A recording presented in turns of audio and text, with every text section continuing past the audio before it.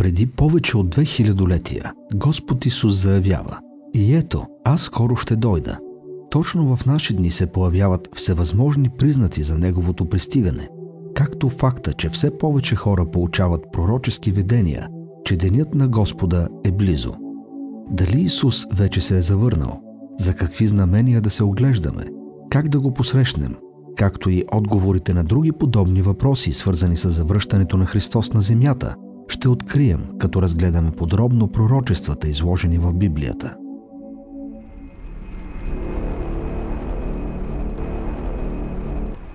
Преди 2000-летия Господ Исус ни даде обещание: „Скоро ще дойда“. Намираме това в Откровение. „Ето, ида скоро, и у мене е наградата, която давам да отплатя на всекиго, според каквито са делата му. Аз съм Алфа и Омега, първият и последният, началото и краят“. Точно сега се виждат повече знаци за Неговото завръщане, от когато и да било. Библията не посочва конкретен ден, в който второто пришествие ще настъпи, но дава ясни знаци и събития, които го предшестват. Целта на второто пришествие е да се установи Божието царство на земята и вече да няма болка, скръб и глад. Библията казва, че Христос ще дойде за втори път. Казва се, че всяко око ще го види, но се предупреждава, че който отрече, че Христос ще дойде на земята в плът, е лъжесвидетел и антихрист. Библията споменава идване върху небесните облаци. „И ще видят човешкия син, идващ върху небесните облаци, с сила и голяма слава“. В това видео ще разгледаме пророчествата, свързани с второто пришествие на Христос, записани в Библията, които много вярващи смятат, че вече са се изпълнили. Първоначалното указание за повторното появяване на Исус Христос ще бъде най-очевидното. Природни бедствия, като земетресения, глад, епидемии и въоръжени конфликти могат да окажат силно въздействие върху живота на хората. Както е посочено в Матей, ще чуете за войни и слухове за войни. Ще има глад, мор и земетресения на различни места. Сред последните военни събития са падането на талибаните в Афганистан, индийско-пакистанският конфликт, нахлуването на САЩ в Ирак, безкрайната война между Израел и Палестина и новият конфликт между Русия и Украйна. Чуми, наводнения и пожари са наблюдавани по целият свят. Един от примерите е вирусът, който възникна в Ухан, Китай през 2019 година и от тогава се разпространи в световен мащаб. През септември 2019 година Австралия преживя ужасни горски пожари, а Източна Африка – невиждано нашествие на скакалци, което доведе до глад в много страни. През януари 2020 година Индонезия беше засегната от наводнение в Нюфаундленд в Канада от вековна снежна буря. Земетресения имаше в Елазък, Турция, Куба и на други места. Краят на 2022 година и началото на 2023 година бяха белязани от невиждани снеговалежи в САЩ и рекордно високи температури в цяла Европа. Ски курортите в Европа отбелязаха невиждан отказ от резервации между 35 и 40% поради липса на сняг. Всички тези знаци показват, че изглежда пророчеството се е изпълнило и всяка следваща година бедите стават все по-големи и сериозни. Второто емблематично указание за завръщането на Исус е на път да се случи – появата на необичайни небесни явления. В Откровение е написано: „Видях, че когато се отвори шестият печат, стана голямо земетресение и слънцето потъмня, като вретище от коса, а луната придоби кървав цвят“.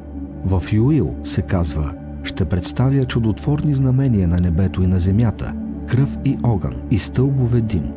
Слънцето ще се превърне в тъмнина и луната в кръв, преди да настъпи великият и страшен ден на Господа“. В последно време има многобройни случаи, в които наблюдаваме луната в червен оттенък. От 2014 до 2015 година имаше 4 последователни кървави луни, а след това през 2018 година се случи суперсиня кървава луна, която се появява веднъж на всеки 150 години. След това, през януари 2019 година, се наблюдаваше още веднъж червена луна.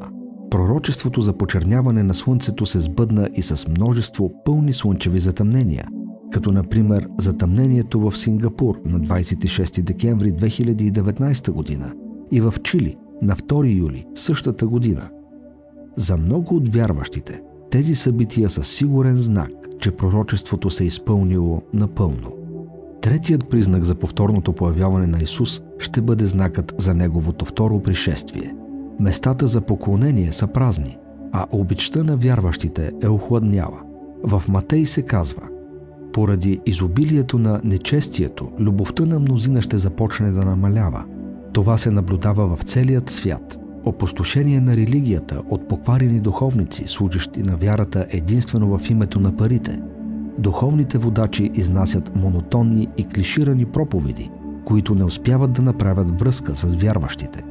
Някои от проповедниците създават фракции в църквите си и дори започват да се занимават с бизнес, като се фокусират върху светски цели. На вярващите хора им липсва вяра и те не се опитват да се откъснат от земните ограничения. Някои църкви може да изглеждат активни отвън, но в действителност много хора ги посещават с намерението да развиват връзките си и да рекламират продуктите си. В много хора вярата увяхва, а в младите няма кой да я посее. За жалост, и това пророчество за Господното завръщане се изпълнява. Четвъртият знак, който показва, че завръщането на Исус ще се случи скоро, започват да се появяват хора, които твърдят, че са Христос от пророчеството и представляват потенциална заплаха за обществото. В Матей Исус предупреждава учениците си да не се заблуждават. Той предсказва, че мнозина ще дойдат в Негово име, ще се обявят за Христос и успешно ще забудят мнозина. Това пророчество се сбъдна през последните години и персони, представящи се за Христос, се появиха в страни като Китай, Южна Корея и Япония.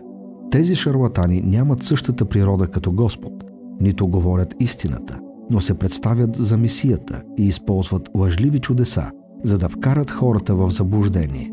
И това пророчество изглежда вече се изпълнява. Петото указание за скорошното завръщане на Исус. Завръщането на еврейският народ в древната му родина Израел след векове на изгнание.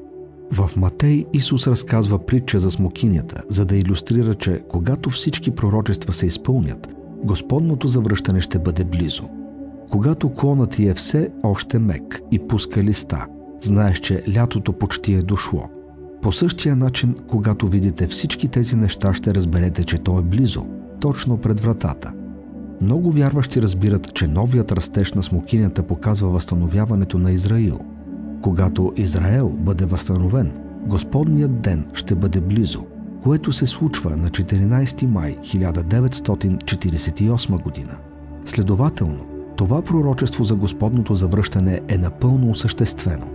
Шестото указание за повторното появяване на Исус Христос се проявява. Разпространението на християнството в далечните краища на света. В Матей е написано, че Евангелието на Царството ще бъде провъзгласено по целият свят за свидетелство на всички народи и тогава ще настъпи краят.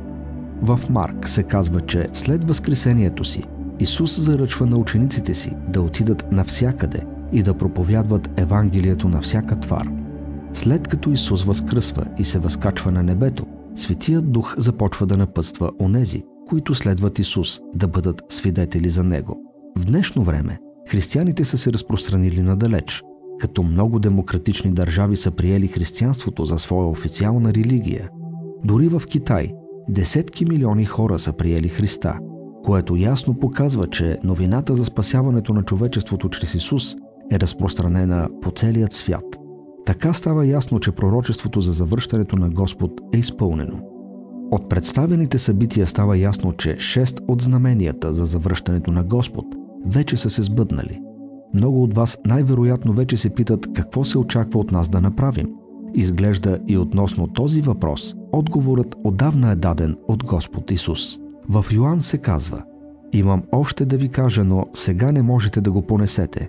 Обаче когато дойде Духът на истината, Той ще ви въведе във всяка истина, понеже няма да говори от само себе си, а каквото чуе ще го каже и ще ви каже какво има да стане.“ В Откровение се казва: „Ето, стоя на вратите и хлопам. Ако някой чуе гласа ми и отвори вратата, ще вляза при него и ще вечерям с него.“ Глави 2 и 3 от Откровение също съдържат много пророчества, като се казва: който има уши, нека слуша какво говори Духът на църквите. Така че когато Господ се върне, Той ще ни даде словата, разкриващи истини, които не сме знаели преди. Онези, които могат да разпознаят гласа Му и го приемат, ще могат да посрещнат Господа, когато дойде. Макар и дълго време учението за второто пришествие на Исус Христос да е било изгубено от християнската църква, то вече е едно от най-важните за почти всяка деноминация. Стотици стихове говорят за второто пришествие на Исус Христос. Той ще се завърне за спасението на тези, които го очакват. Целта на идването му няма да задоволи нечие любопитство или да докаже съществуването си на невярващите. Неговото завръщане ще е равнозначно на окончателно спасение за всички негови деца, от всички векове. Така е казано в книга 1 от Солунците. Защото това ви казваме чрез Господнето Слово, че ние, които останем живи до Господнето пришествие, няма да изпреварим починалите, понеже сам Господ ще слезе от небето с повелителен вик, при глас на архангел и при Божия тръба. А мъртвите в Христос ще възкръснат по-напред. После ние, които сме останали живи, ще бъдем грабнати заедно с тях в облаците да посрещнем Господа във въздуха и така ще бъдем винаги с Господ. Въпросът за второто пришествие на Христос винаги върви с въпроса за Неговата скорошност. Има ли начин да разберем колко скоро ще се завърне Спасителят? Това е въпрос, на който ние нямаме силата, знанията или дарбата да отговорим, но със сигурност всеки от нас ще разбере, когато това се случи. Дали обаче всички вкупом ще разберем или всеки отделно по своя си начин, също остава един интересен, отворен въпрос. Споделете ни какво мислите по темата. Имате ли предположение кога и дали въобще ще се случи второто пришествие? Подкрепете ни, като се абонирате за канала и споделите това видео.